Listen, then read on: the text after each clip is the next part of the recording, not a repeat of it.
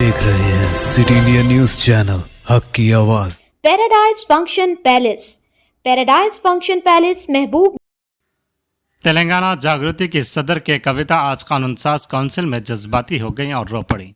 उन्होंने कहा कि तमाम पहलुओं पर गौर के बाद ही इस्तीफा देने का फैसला किया है और काउंसिल के चेयरमैन गुत्ता सिकंदर रेड्डी से एक बार फिर अपील की कि उनके एमएलसी ओहदे से इस्तीफा मंजूर किया जाए।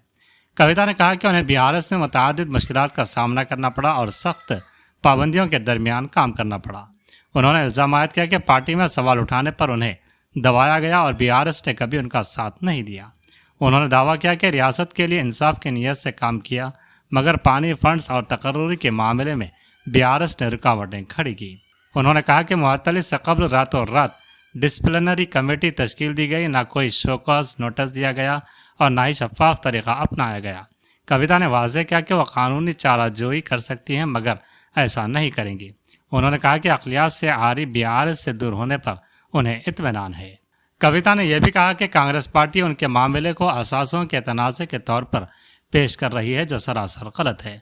उन्होंने लक्ष्मी नरसिम्हा स्वामी मंदिर और अपने बच्चों की कसम खाकर कहा कि यह असासों की लड़ाई नहीं बल्कि खुददारी की जिद्दोजहद है। అధ్యక్ష నిజంగా ఇవాళ నేను ధైర్యంగా చెప్తా ఉన్నా, ఆ constitution of BRS party is a joke అధ్యక్ష. ఏమి ఉండదు అందులో. అసలు పోయిన కమిటీ ఎప్పుడు వేసిర్రంటే ఎవరికి కూడా గుర్తుండదు అధ్యక్ష.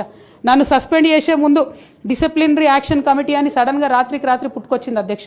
పుట్టుకొచ్చి నన్ను సస్పెండ్ చేశారు అధ్యక్ష. కనీసం నన్ను పిలవాలా, కనీసం షోకాజ్ నోటీస్ ఇవ్వాలా, పోనీ ఇవ్వలేదు.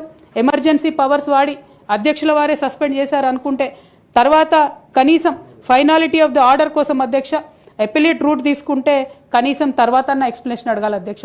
ఎటువంటి పద్ధతి లేదు అధ్యక్ష. ఒక పార్టీ నడిపే పద్ధతి డెఫినెట్గా ఇది కాదు అధ్యక్ష. అవసరం అనుకుంటే నేను లీగల్గా ఛాలెంజ్ చేయొచ్చు, కానీ నేను ఛాలెంజ్ చేయను అధ్యక్ష. ఎందుకంటే ఎటువంటి పద్ధతి లేనటువంటి బీఆర్ఎస్ పార్టీ నుండి, ఎటువంటి నైతికత లేనటువంటి బీఆర్ఎస్ పార్టీ నుండి దూరం అవుతున్నందుకు ఇవాళ నేను చాలా సంతోషిస్తున్నా అధ్యక్ష. నాకు అధ్యక్ష తెలంగాణ రాకముందు, బీఆర్ఎస్ ప్రభుత్వం ఏర్పడకముందు ఒక మాట అనుకున్నాం అధ్యక్ష. కేసీఆర్ గారే పదే పదే ఈ మాట చెప్పారు.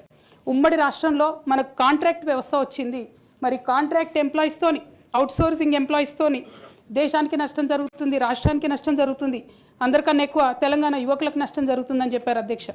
ఆనాడు వారు సరదాగా ఒక మాట అనేవాళ్ళు, అందరికీ కాంట్రాక్ట్ పోస్ట్ ఉంది, మరి ముఖ్యమంత్రికి కూడా కాంట్రాక్ట్ పోస్ట్ ఉంటుందా అని చెప్పి ప్రశ్నించేవారు అధ్యక్ష. కానీ తెలంగాణ వచ్చిన తర్వాత 10 ఏళ్లలో కూడా కాంట్రాక్ట్ వ్యవస్థను మనం రద్దు చేసుకోలేకపోయినాం అధ్యక్ష. అది కాకుండా అవుట్సోర్సింగ్ ఎంప్లాయీస్, అవుట్సోర్సింగ్ వ్యవస్థను పెంచి పోసిపోయినాం అధ్యక్ష. చేస్తున్న ఆరోపణ అధ్యక్ష, ఇది ఆస్తుల పంచాయతీ, ఆత్మగౌరవం పంచాయతీ కాదని చెప్తా ఉన్నారు అధ్యక్ష. నేను ఇవాళ మీ ద్వారా తెలంగాణ ప్రజలకు చెప్పదలుచుకున్న అధ్యక్ష. అధ్యక్ష నాకు దైవ భీతి ఎక్కువ అధ్యక్ష, దైవ భక్తురాలు నేను. లక్ష్మీ నరసింహస్వామి మా ఇంటి దేవుడు అధ్యక్ష. ఆ లక్ష్మీ నరసింహస్వామి మీద ప్రమాణం చేసి చెప్తా ఉన్నా అధ్యక్ష.